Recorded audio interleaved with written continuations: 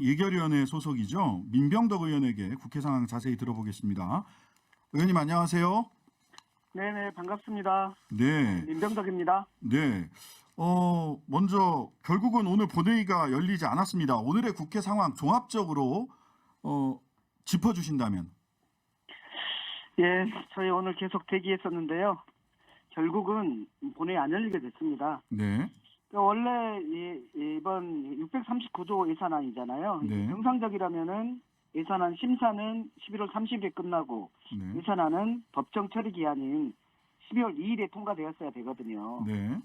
그런데 이제 그거 못하면서 그래도 정기국회 종료일은 12월 9일은 하자 네. 했었는데 그것도 못 돼서 안타까운 상태입니다.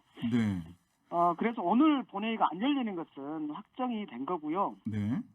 그러면 임시회가 내일부터 열리죠. 예, 오늘 자정부터니까요. 네. 내일부터 해서 되는데 그거는 이상민 장관 해임 결의안이 보고가 된 어제 보고됐으니까 네. 보고 후 24시간 이후 72시간 이내니까 네. 일요일 2시 전에 예. 처리가 되어야 됩니다. 네, 안 그러면 이제 자동 폐기가 되는데, 자, 그 임시회 상황은 잠시 후에 조금 더 여쭤보고요. 오늘 쟁점이 됐다라고 하는 게 결과적으로는 그 언론 보도를 보면 두 가지를 꼽는데 하나는 법인세 관련된 네네. 부분하고 법인세율을 25%에서 22%로 내리는 것. 그다음에 하나는 이상민 장관 해임 건의안을 먼저 표결할 거냐, 예산안을 먼저 표결할 거냐, 이 두 가지라고 언론에서 보도되는데 맞나요? 예, 법인 세금과 관련해서는요. 이제 네. 법인세가 핵심인데 법인세랑 이제 연동을 시키고 있는 게 네. 지역화폐잖아요. 네. 그래서 이제 두 가지를 좀 말씀드리면 네. 이제 법인세 최고세율을 25%에서 22%로 낮춘다는 건데 이게 이제 연 3천억 이상 소득이 된 곳에서 그 세금을 25%에서 22%로 낮춘다는 거잖아요. 네.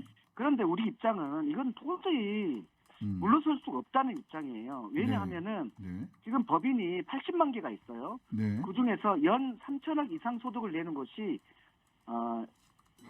100개 정도밖에 안 됩니다. 100개 정도. 100개 정도밖에 안 돼요. 완전히 초대기업이라는 거죠. 음. 그런데 문제는 이 100개의 법인세가 전체 법인세의 약 60%가 됩니다. 아. 예, 이거 법인세에서 우리가 다 반대하는 것도 아니고 네네. 법인세의 구간이 밑에 층과 위층이 있는데 최고세율을 낮추는 것은 초부자 감세이기 때문에 반대하는 거고 네네. 최하층을 높여가지고 혜택을 받게 하는 부분은 당연히 동의하는 겁니다. 아. 자, 그런데 아랫부분은 동의하고 윗부분은 동의 못한다는 거거든요. 근데 김진표 김진표. 의장이 25%에서 22%로 내리는 걸 받아들이되 3년간 유예하자, 2년인가 유예하자라는 안을 중재안을 냈고, 예, 이거는 저희가 받아들일 수가 없다는 거예요. 그 중재안도 받아들일 수 없다. 그렇죠. 그 중재안은 실은 법인세를 25%에서 22%로 줄이는 거잖아요. 결과적으로. 예, 결과적으로 초부자 감세인 거잖아요. 예. 그렇기 때문에 받아들일 수 없다는 것이고 아까 말씀드렸던 것처럼 네. 80만 개 중에서 100개에 해당되는 것이고 네. 이 초대기업에 대해서 그리고 그분들이 내는 법인세가 60%나 차지하고 있는 부분에서 지금 우리 예산이 지금 네. 경제 성장률을 2.5%로 예상하고 만들어진 예산입니다. 네. 그런데 지금 2.5% 갈 수 있나요? 어려울 1.5%에서 텐데. 1%라고 추측을 하고 있잖아요. 네네. 완전 베이스가 바뀌었어요. 네. 이렇게 불황이 예상되는 상황에서 그러면은 예산을 투여해서 구제를 해야 될 사안들이 아주 많아지고 있는 사안인데 네. 초부자를 감세하고 어떻게 어디서 재원을 확보해가지고 서민들을 구제한다는 말입니까? 어쨌든 민주당 입장에서는 김준표 의장이 지금 무소속이긴 하지만 민주당 출신이라서 좀 모양새가 사납기는 합니다. 그래도 그거는 뭐 의장님 입장에서야 어떻게 해서든지 합의를 봐보려고 하시는 마음은 이해하지만은 네. 그 법인세 최고세율 부분은 저희가 지금 당장에서는 받아들이기 매우 힘든 부분이다라는 예. 것이 입장이고요. 알겠습니다. 오히려 또 저희가 안타까운 것은 지역화폐입니다. 네. 지역화폐는 10% 정도의 포인트를 주는 거잖아요. 10% 네. 정도 싸게 살 수 있는 지역화폐를 하는 건데 네. 예산을 5천억을 들이면은 이게 5조짜리 지역화폐를 만들 수가 있잖아요.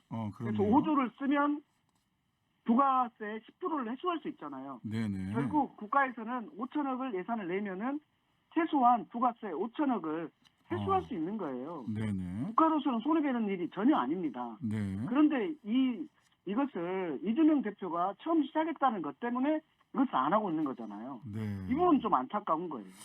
네. 자, 오늘 쟁점이 됐던 부분까지는 잘 이해를 했고요. 결과적으로 내일과 모레 임시국회 열리게 되는데 내일하고 모레 사이에 뭐 예산안 합의가 좀 가능할까요? 이상민 장관 해임 건의안은 또 어떻게 처리될지 두 가지가 국민들의 관심사입니다. 예, 이상민 장관 해임 건의안은 저희가 양보하기 힘든 부분이잖아요. 다만 순서의 문제이기 때문에 예산안을 먼저 처리하고 나중에 뭐 해임 건의안을 하자. 이 부분과 관련해서 예산안에 아까 말씀드렸던 법인세하고 또는 민생예산 부분 이 부분과 관련된 쟁점들만 해결된다면 이상민 장관 해임안을 이후로 미루는 것이야 큰 문제는 없다고 보는데 어쨌든지 간에 국회 보고 후 72시간 내에 처리돼야 되기 때문에 그 시한은 이번 주 일요일 2시 이전이라고 말할 수 있습니다. 네, 알겠습니다. 이번 주말에도 또 여의도를 주목할 수밖에 없는 상황이 만들어져 있는 것 같습니다. 오늘 인터뷰 감사합니다. 예, 수고하십시오. 네, 지금까지 국회 예결위 소속 민병덕 더불어민주당 의원이었습니다. 근데 이제 이게 결국 결과